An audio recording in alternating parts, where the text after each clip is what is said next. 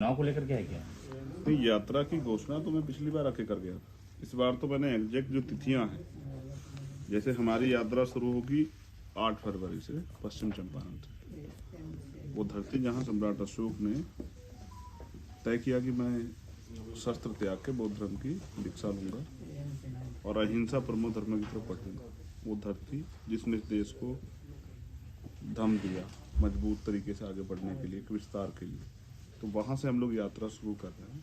और ये यात्रा पद यात्रा है, लंबे ठहराव के बाद एक दिन का फिर रात्रि विश्राम। उसके बाद ये 6 मार्च को ये यहाँ पहुंचेगी पटना, और पटना में एक विशाल रैली करके हम लोग अपने जो साथी हैं, अपने वरिष्ठ नेतागण हैं, अपने जो कार्यकर्ता, उनको एक दिशा निर्देश देंगे किस तरह से हमको आने वाले उसमें अगले 2 महीने, 4 महीने, 6 महीने, 1 साल के लिए कार्यक्रम बना के कार्य करना है।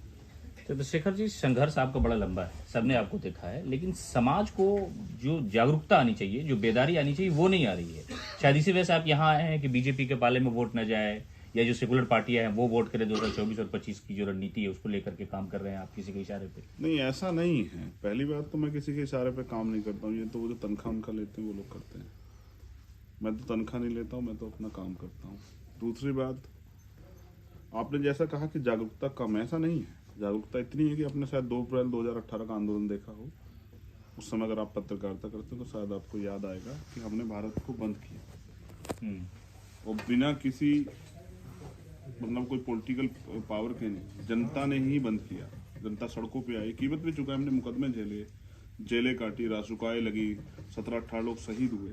तो हम लोग जागरूक हैं। जो लोग और जागरूक नहीं हैं उनको जागरूक करना है। जो अति पिछड़ी जातियां हैं, जो पिछड़े वर्ग की जातियां हैं, जो अन्य धार्मिक अल्पसंख्यक समाज है, उनको जागरूक करना है। क्योंकि अगर चुनने की बारी आए, डॉक्टर अम्बेडकर ने भी कहा कि अगर मेरे हित में और देश हित में टकराव होगा तो मैं पहले देश को चुनूंगा। आज देश हित को देखिए आप, देश किस तरह जो है देश को तोड़ा जा रहा है, किस तरह से देश के जो रिसोर्स हैं जिनसे आने वाली पीढ़ियां आगे बढ़ती, उनको चंद पूंजीपतियों के हाथ में दिया जा रहा है। किस तरह से जो है सरकारी संपत्तियों को नीलाम किया जा रहा है पूंजीपति मित्रों को। आज नौजवान रोजगार के लिए तड़प रहा है, कहाँ है रोजगार? आज जो है बेरोजगारी की दर बढ़ रही है, महंगाई बढ़ रही है, आज तमाम तरफ समस्या खड़ी हो रही है। और SC ST OBC माइनॉरिटी के लोग तो इस देश में जो जानवरों का जीवन जी रहे थे, उसको बाबा साहब अम्बेडकर ने संविधान के रूप में अवसर पैदा कर खत्म किया। वो फिर उसी हालात की तरफ जाने के लिए तैयार है, क्योंकि कोई अवसर तो नया पैदा नहीं हो रहा। कहाँ जमीनें मिल रही है, कहाँ रोजगार? लेकिन आप ही के उत्तर प्रदेश में अयोध्या के राम मंदिर का तो सब कुछ क्रियाकलाप चल रहा है, शुरू हो रहा है, और इस यात्रा के मुकाबले में वो यात्रा तो भारी पड़ जाएगी। आप ही के समाज के लोग वहां जाकर के जय श्री राम के नारा लगाने लगेंगे। सोशल मीडिया इस बात का गवाह है कि आप देखे होंगे, आप भी देखते होंगे। अब तो दहशत में बहुत लोग जय श्री राम के नारे लगा रहे हैं। अब देखो, मैं आया तो यहाँ मुस्लिम समाज के लोगों ने भी बड़े बड़े बैनर लगाए हुए हैं बीजेपी के, और मैं देख रहा हूँ, देखो लोग अपनी राजनीतिक सुविधाओं के हिसाब से नारे लगा रहे हैं। किसी भी धर्म के नारे लगने चाहिए, मगर उनसे वही लोग लगाएं जिनकी उनमें आस्थाएं हैं। जबरन किससे ना लगवाया जाए। हमारे लोग तो बहुत दिन तक नारे लगाते रहे, लेकिन उनके हिस्से में क्या आया? हजारों साल बिना डेमोक्रेसी के बीते। हमारे इशूज थे, हमारी आवश्यकता थी, हमारे लिए अवसर और सम्मान स्वाभिमान था, वो किसी ने नहीं दिया। नारे लगाने के बावजूद भी किसी ईश्वर ने मदद नहीं की। डॉक्टर अम्बेडकर ने जब संविधान के रूप में हमें अवसर दी तभी मदद हुई। उसके बावजूद आज भी हमारे लोग डेमोक्रेसी में भी नारे लगा रहे हैं। बताइए, आज जो है पिछली इस सरकार ने, जो केंद्र में सरकार बैठी, कितनी योजनाएं दलितों के लिए लागू की हैं, शेड्यूल कास्ट के, शेड्यूल ट्राइब के लागू की। जो जमीनें हम शेड्यूल ट्राइब के लोग तैयार करते हैं उसको छीन लेते हैं। अभी इन्हीं की सरकार, जो केंद्र सरकार है, मध्य प्रदेश, अभी 12 तारीख को हमारा आंदोलन है, उन्होंने वहां बकायदा जो है पीछे से मदद करके एक प्रोटेस्ट कराया, जिसमें उनकी पहली मांग ये थी कि जो आरक्षण खत्म कर देना चाहिए, और जिसमें दूसरी मांग थी SC ST एक्ट खत्म कर देना चाहिए। आप SC ST पे जुल्म करो और आपको सजा भी ना मिले, ये जो किया जा रहा है, इसके खिलाफ लोगों को तैयार करना है। राजनीति से बड़ा है देश, और हमारा प्रयास ये है कि हम अपने देश को मजबूत करें। डॉक्टर अम्बेडकर ने कहा, हम प्रथम और अंतिम भारतीय हैं। वो जो मांगे हैं ना बाबू जगदेव प्रसाद कुशवाहा की, वो तो अधूरी है।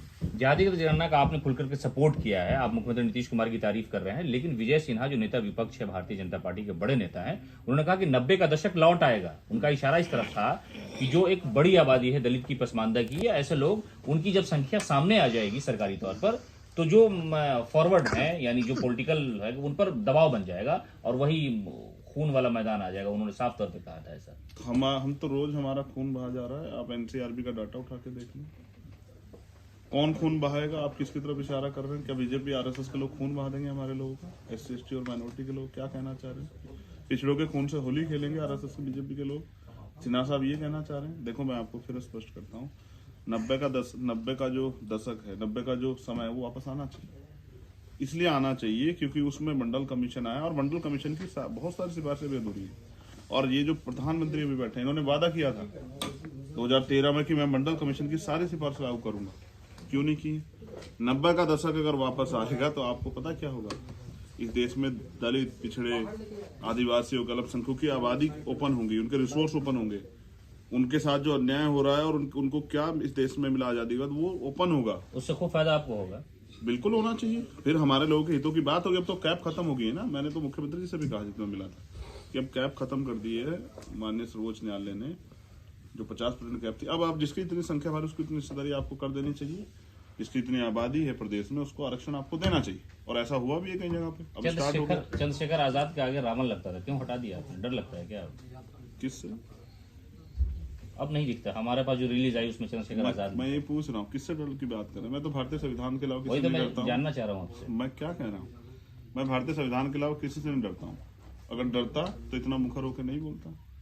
देखिए, एक विधायक भी सुरक्षा लेके आएगा, मैं तो सिंगल आदमी आया हूँ।